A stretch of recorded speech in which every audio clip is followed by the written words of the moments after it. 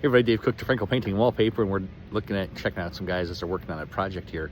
But it kind of spurred an idea of some things you need to look at in the fall before the winter comes, even before, it should be any time, but specifically this time of year, things you need to be looking for to button up your house before winter time, before snow and ice gets in there. So let's take a peek. There's a couple things at this house, and we have some more at another house. So we have a couple different job sites, but they'll give you a good idea of some things you should be looking at on the outside of your house to get ready for winter. Okay, so the first thing we're looking at is caulking. So there's little gaps there, but as you go up, overall it's pretty good. You can start seeing some of those areas where they're gapped, and then around the window you can see areas where they're gapped.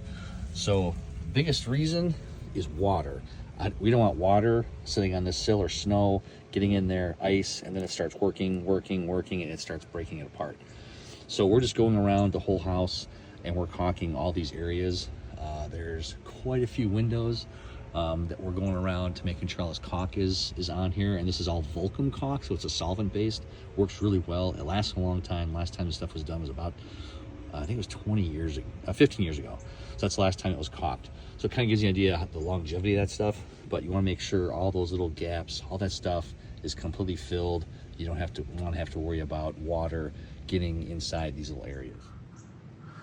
And although you can't quite see it that great from this angle, the sun's really making it hard right now, but it's just wood trim. So wood trim on the top of this house, part of it's aluminum, part of it's wood, a lot of different accents, but it's all cedar. As you can kind of see on there where it's coming up, it's cracking, starting to come apart. You can kind of see the wood on there. Those kind of things you want to make sure you get taken care of also. So scraping the loose paint away and then repainting everything or restaining, whichever it is, because again, you don't want more water getting in between there and causing more of that stain to fall apart, or areas where it's starting to wear a little bit and you can kind of see the wood cracking.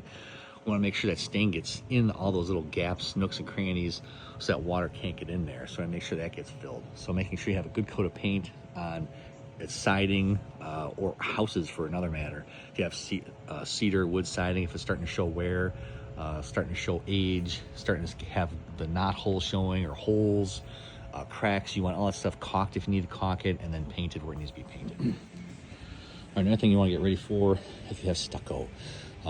This one is, I think it's 16 years old, 15 years old. I can't remember exactly the date on it. It's in really good shape. The only thing we did was power wash it because it was really dirty. I don't know why, but it was really dirty.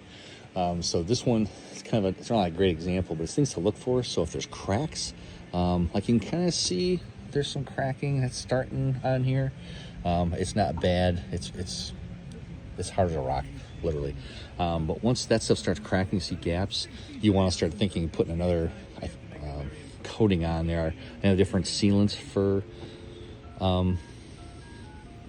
stucco, but you want to make sure when those cracks and gaps start opening, you start taking care of those so water doesn't get in.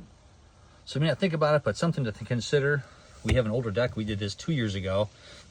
It was a ton of work, scraping, sanding, redoing it. So use deck and dock. So a couple places like on these edges where the wood side, it's old. We don't know how old it is, but it's old. But any places where you have paint that's starting to come off, the nail, we had it in there, and when it popped, it chipped the whole paint off. So any places we have a deck, especially if you have the color, doing little touch-ups and covering this up, because it's going to prevent water. Like right now, you can kind of see the water where it's rained and it's been sitting right there. It's getting under there because it's green. So if you can see, get rid of that green, but seal that up, so that way during the course of the winter, water's not getting on there, it's not freezing. If water's getting in and it's getting all those little cracks, just like the siding, it expands. The more it expands down here, the more it expands down here. And now the wood's expanding, contracting, and the paint pops off. So you want to get rid of that when you can. We talked about caulking, nail holes. If you have nails where they popped out of the siding, you want to make sure those get filled before the rain gets in there. So it's another thing to do before winter. Caulk it and just repaint that whole area. Or you use clear, so you don't have to paint it. Just get some clear exterior caulk and caulk it with some clear caulk. Caulking where the gutters are at. So there's an image here. I'm zoomed close just to make sure you can kind of see. You can see that lift where the ridge is up. So we had a really bad storm, and in a storm, part of that gutter actually popped off. And when that gutter popped off, it turned this way, and when it turned this way, it actually bent the gutter, and then where it was mounted, the mounting brackets popped off.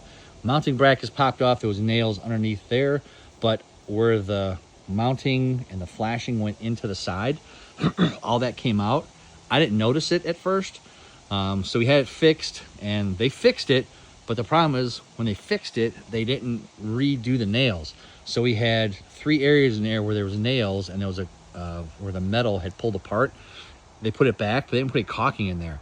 And so we actually had a really bad storm, and then right where this window is right where that is, it comes straight through and down. We had water coming in and following a beam coming in. So if you have issues where you have, even if it's metal, it doesn't matter. If you have a nail that's popped out, get a screw it back in, and caulk it so it's sealed shut. Because other areas like this, where it came apart and never got sealed up, I have to go back and seal that up. So I have to caulk that, and then get that piece that's on there, that roof piece, I have to screw that back in there and then caulk that. So aside from bugs, I don't want snow, water coming back in there and doing any damage to the house. I'm sure you all know, but we're not going to assume anything. Before you get freezing at all, take the hose off the thing, unconnect it, make sure the water's off, make sure it's not dripping.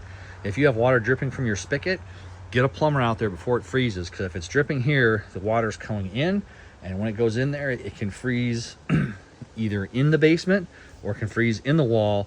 And then when you turn the water on in the fall, kaboom. I had it happen once. I would not recommend it. It's not fun. Painting wood trim. So is a side of our garage. So painter, I'm the last to paint, but I know I have to do it. So the paint has been chipping off. It's an original window when the house was built. I've painted everything else aside from these 3 windows. So I know I have to do that before the winter comes in. But scraping this loose paint, putting a coat of primer on there, and just getting a coat of paint on there so it doesn't sit before winter on your house, you need to do this also. It preserves the wood. Water's not getting in. If water's not getting in, bugs aren't getting in.